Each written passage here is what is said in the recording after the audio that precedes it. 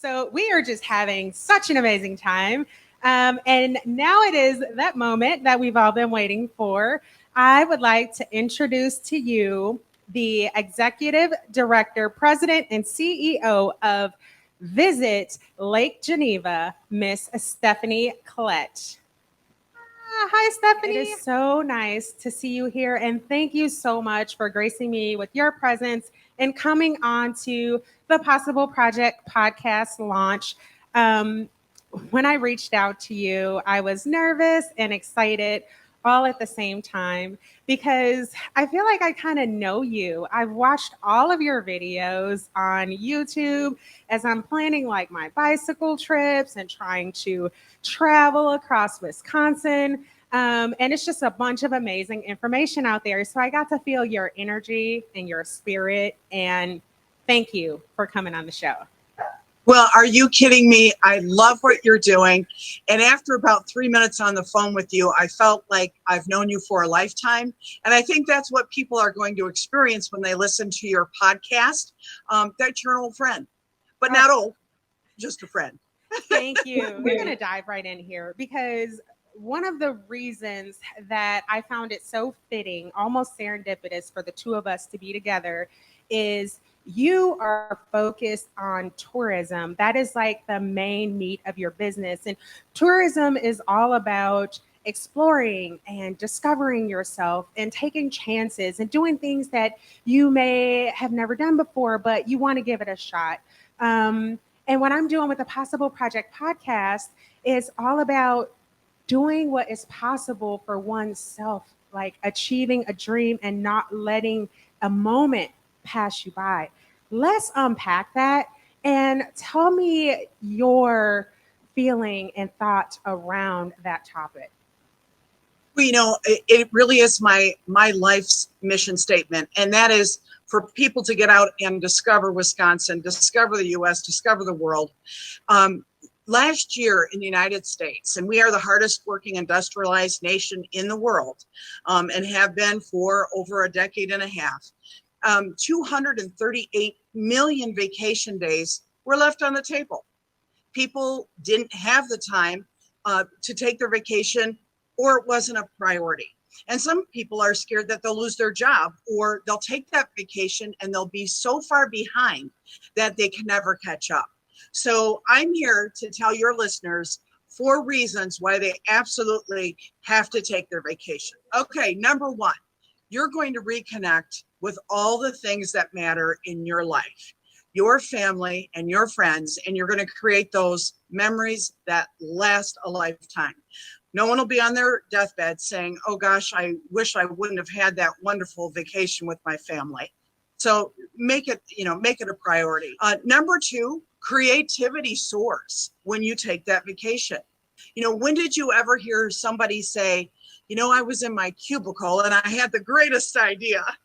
But, it send a person hiking a state park or swimming in one of our lakes, and the creativity just soars. Number 3, and I think probably the most important, is your mental health.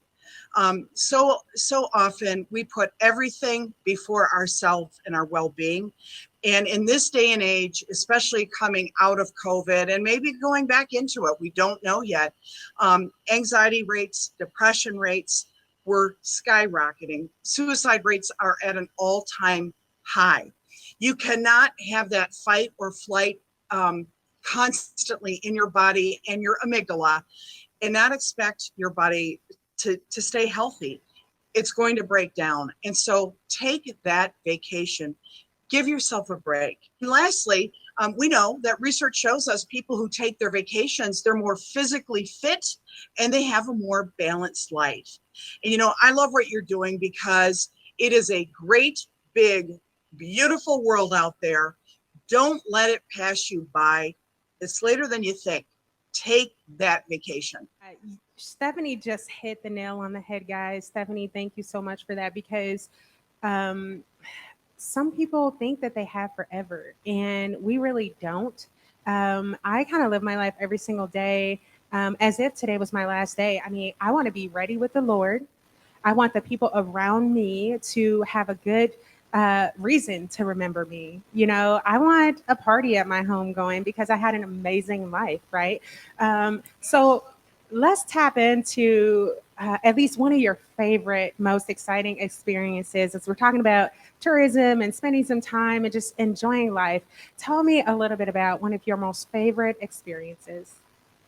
Oh my goodness. It's like saying, do you have a favorite kid? It really depends on your mood because a lot of folks who are in the southern part of the state or southeastern part of the state don't realize on the west side of our state, we are bordered by the mighty Mississippi River. And there's something called the Great River Road, where you drive through 33 communities from north to south. And you go through places like Stockholm, which is a population 66 people, but they're famous for the Stockholm Pie Company. In fact, because it's on the border to Minnesota, Minnesota actually voted the Stockholm, Wisconsin Pie Company as the #1 pie place in Minnesota, but it's in Wisconsin. So the Great River Road, you know, the beautiful limestone bluffs, the driftless region of the state, the glacier didn't knock it down. So you've got the Okootch Mountains. It's absolutely stunning. And you can get a big city experience like lacrosse, and get on one of those paddle wheels on the river and just get in your car and drive.